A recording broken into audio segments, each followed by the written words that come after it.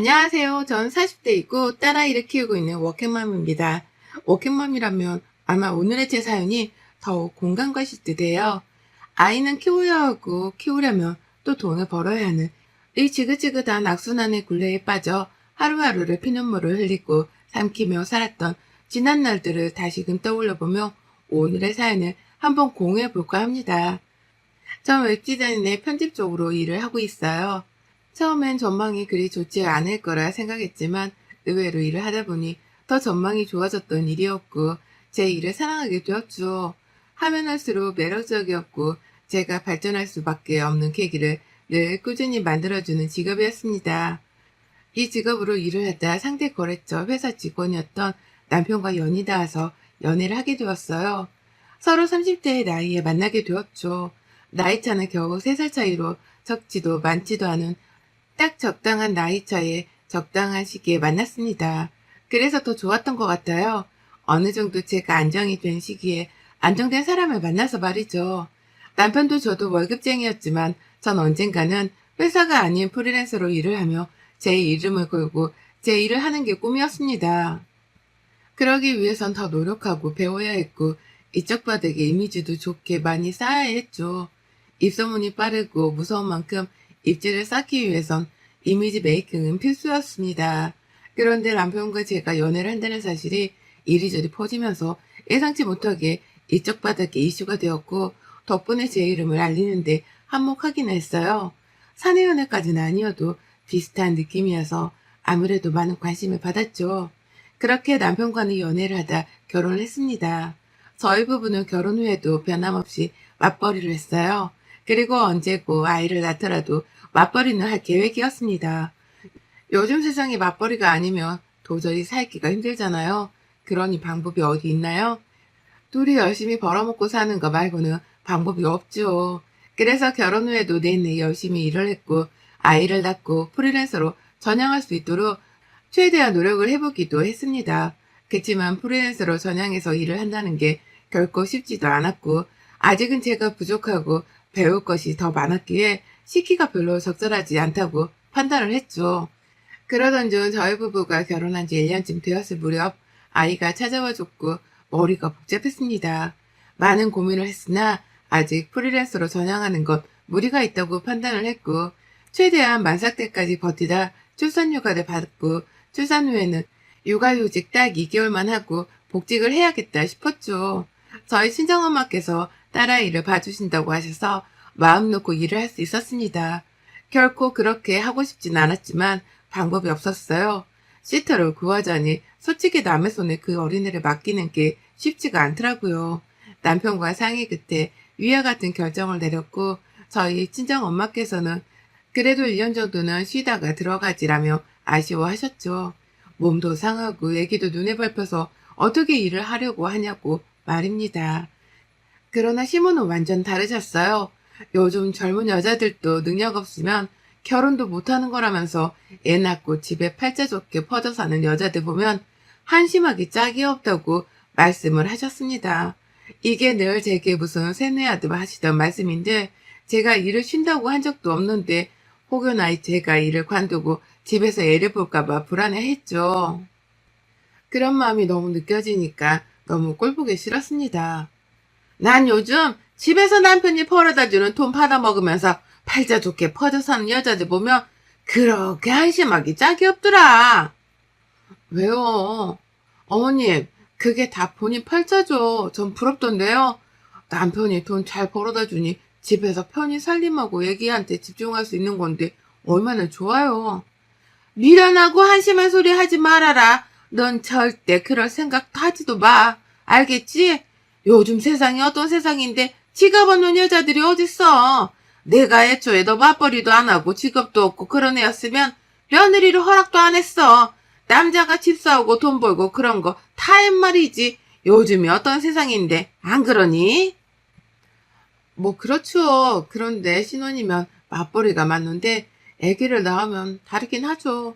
그 조그만 핏덩이를 두고 나가서 돈 번다는 게 어디 쉬워요? 어머님 얘기도 산모도 참 서로 못할 짓이죠. 얘 좀 봐라. 예, 나는 애 낳고도 바로 뛰어다닌 사람이야. 요즘 세상이 이상해서는 산후조리원이네 뭐네 그딴 거에서 산모를 아주 무슨 여왕 대접하는데 그럴 필요가 뭐가 있냐, 안 그래? 아무튼 애 낳고 2개월 육아휴직 그거 하고 바로 일하는 거 맞지? 맞아요, 어머님. 가만 보면 어머님은 제가 일 안 하고 쉴까봐 너무 불안하신 것 같아요.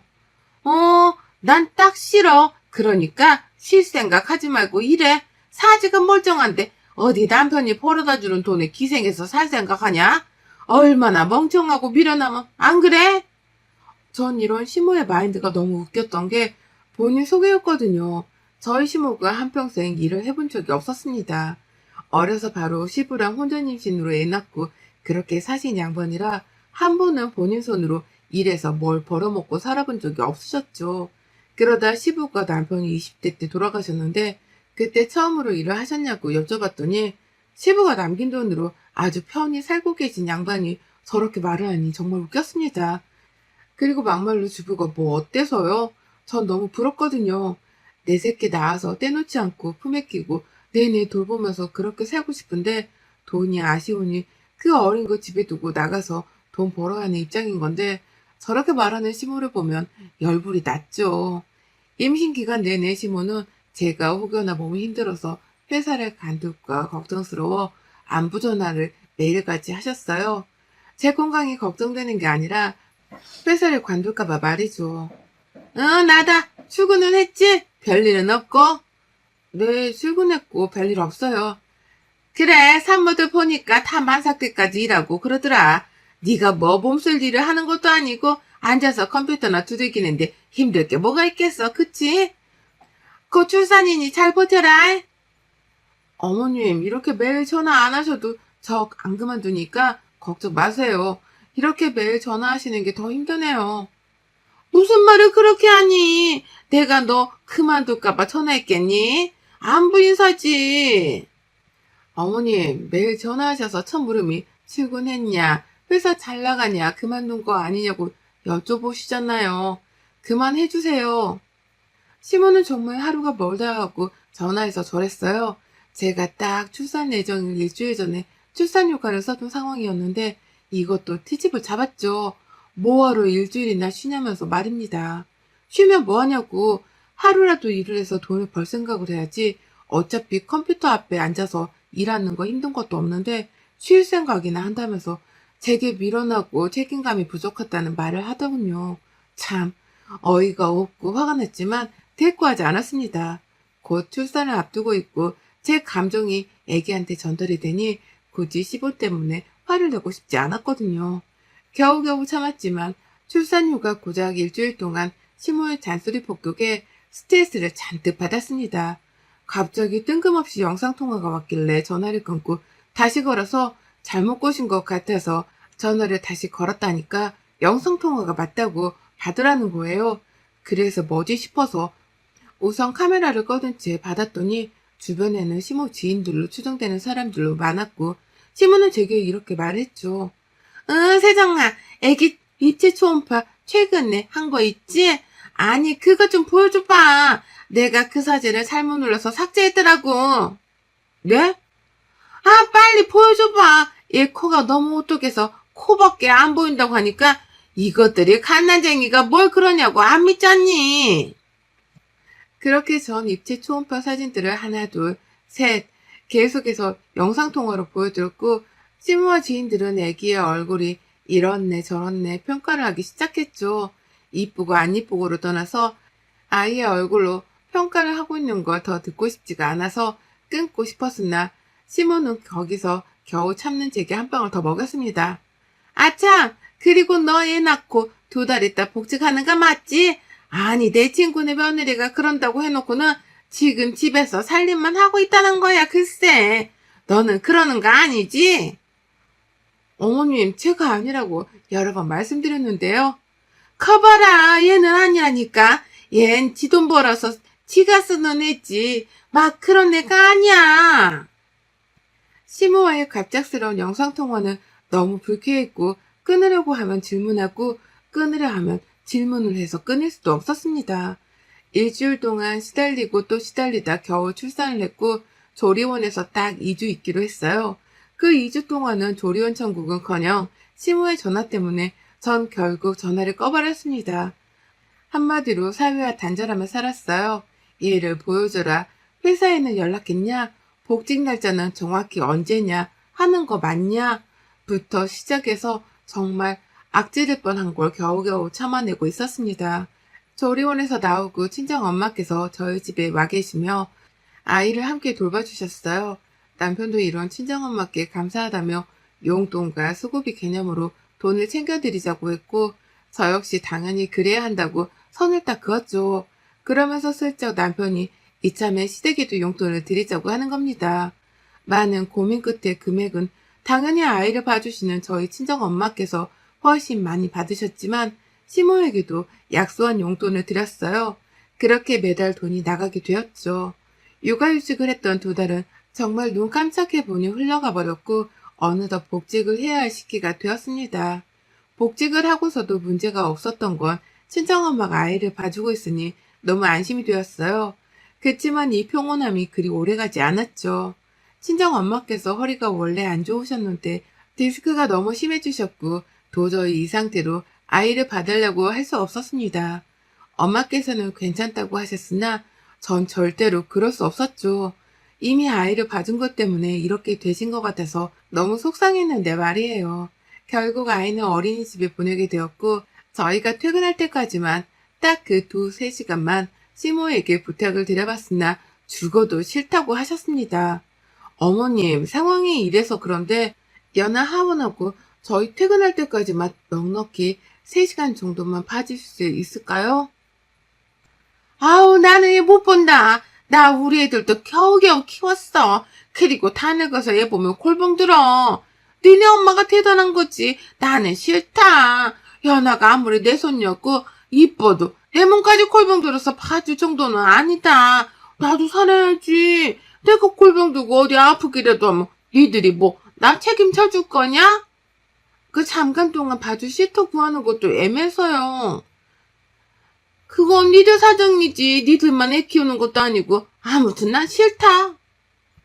시모는 딱 잘라 거절을 했고 결국 전 회사에 양해를 구해서 출근 시간을 당기고 퇴근 시간을 당겼습니다. 이것만 해도 이미 제 사정을 충분히 봐주신 거라 꽤나 눈치가 보이는 상황이었으나 아이를 키우다 보면 변수라는 게 참 많죠. 갑자기 아프기라도 하면 급하게 애를 데리러 가야 했고 그럼 일하다 말고 반차, 연차를 쓰고 가야 했어요. 이게 한두 번도 아니었던 게 유독 딸아이가 잔병치레가 많은 아이였죠. 너무 눈치가 보여 남편에게 연락해서 좀 가보라고 해도 본인은 절대 못 간다며 엄마인 당신이 알아서 하라는 말만 하고 연락 두절이었어요. 얘를 저 혼자 낳은 것도 아니고 저 혼자 키우는 것도 아닌데 열받는 것은 물론 서럽기까지 하더군요.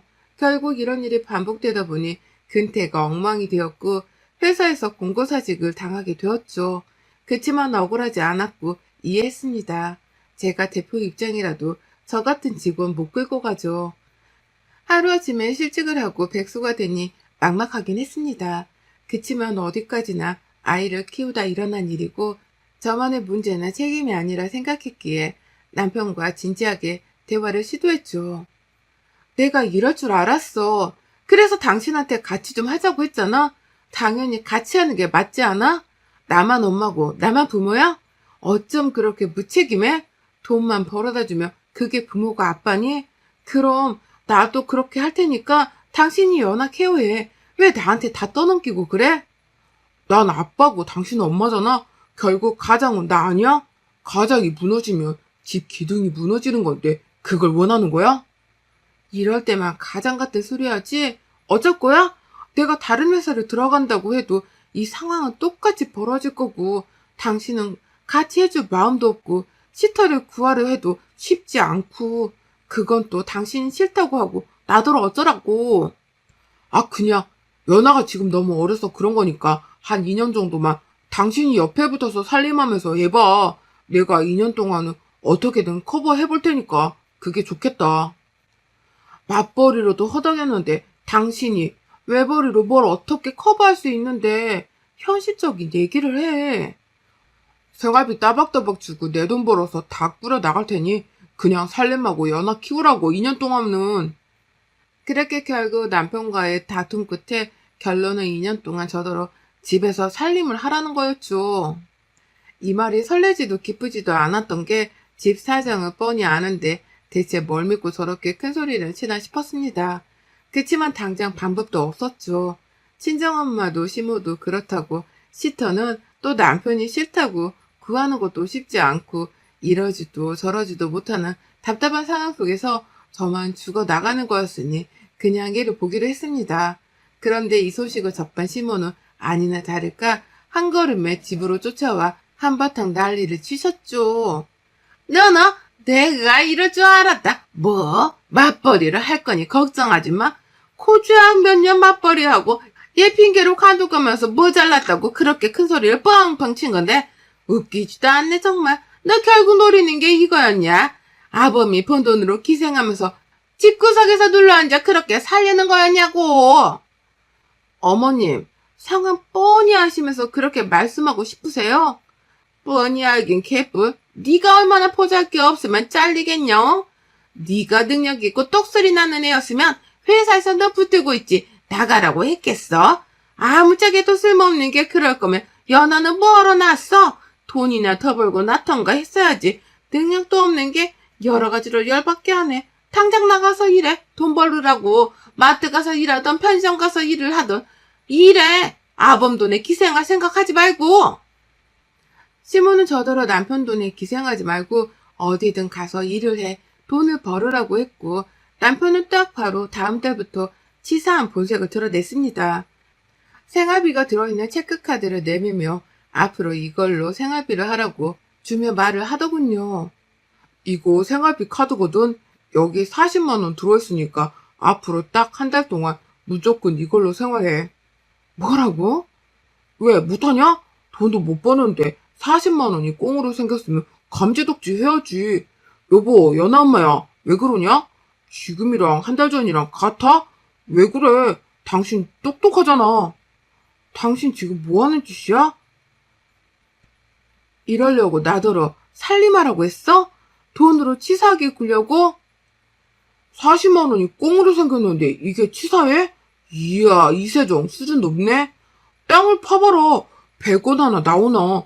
내가 이 돈 벌려고 얼마나 개고생을 하는데 귀한 줄 모르고 어휴 굴려먹었다 당신은. 그리고 앞으로는 아껴야 하니까 적당히 먹어. 집에서 하는 것도 딱히 없는데 삼시세끼 다 먹을 필요 없잖아. 그치? 요즘 다이어트다 건강이다 해서 일일 일식 많이들 하니까 그거 해. 당신도 그래야 식비가 줄지. 나야 밖에서 먹으니 괜찮은데 당신 입으로 들어가는 건 다 내 돈이잖아? 말 다 했니 정말? 아니 다 안 했고 이번 달부터 당신네 집은 용돈 없다? 그건 뭐 당연한 거니 굳이 설명 안 한다? 야 김민수 너 진짜 이럴래? 양심이 없네? 그럼 돈도 못 벌면서 니네 집에 용돈까지 보내라고?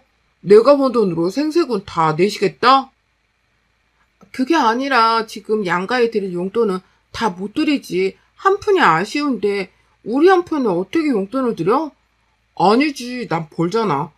우리 집에 난 드릴 수 있는데? 정 효도하고 싶으면 네가 벌어서 드리던가. 왜 자꾸 우리래? 너는 못 벌고 나는 버는데. 남편은 심각할 정도로 절 무시했습니다. 본인이 경제권을 확 쥐고 흔들기 시작했고 돈으로 치사하게 굴었죠. 서러워서 참 많이도 울었어요. 제가 잘못한 게 뭐가 있나 싶었는데 아무리 생각해도 전 그저 사랑하는 사람과 결혼해서 서로를 닮은 아이를 낳은 것 말고는 없는데 어쩌다 이렇게 된 건가 싶었습니다. 그리고 저 사람과 시모가 저를 기생충, 거지 취급할수록 전 악해졌고 이를 악물었어요. 시모는 제가 하고 다니는 화장, 가방, 신발뿐 아니라 저희 집 가구 소품, 가전제품 등등 모두 하나씩 트집을 잡으며 돈도 없는 백수가 하고 다니는 건 갑부 같다면서 대놓고 비꼬며 욕을 했죠. 이미 다 있던 거고 일을 그만두고 저를 위한 쇼핑을 한 게 없는데 말입니다. 검소한 줄 모른다며 본인 아들만 불쌍하다고 내내 조욕을 하다 가는 게 일상이었던 시모였죠. 전 남편을 버리고 싶었고 시모와 남편에게서 벗어나고 싶었습니다. 그러기 위해선 제가 경제력이 다시 있어야 했죠. 늘 미루고 미뤘던 프리랜서의 길로 다시 접어들었고 아이가 어린이집에 가 있는 시간과 아이가 자는 밤 시간을 이용해서 미친 듯이 했어요. 하루에 정말 몇 시간도 제대로 못 자고 말입니다. 그렇게 제 이름을 걸고 제 일을 시작했고 하나도 제 이름을 기억해주는 업체들을 만나기 시작하며 슬슬 일거리들이 생겼어요. 그렇게 일감이 늘어나며 계약건들이 늘었고 기대 이상의 성과를 냈습니다. 월급쟁이였을 때 연봉을 한 달 만에 벌게 되기도 하고 그 이상을 벌면서 프리랜서의 길은 대성공을 했죠. 남편과 시모는 제가 컴퓨터 앞에 앉아서 그저 미련하고 멍청한 짓을 한다며 이렇게 돈을 버는 줄도 모르고 전기세 아까우니 그만하라고 나무랐고 나중에는 생활비에서 그 몇 푼 하나는 전기세를 빼고 주더군요.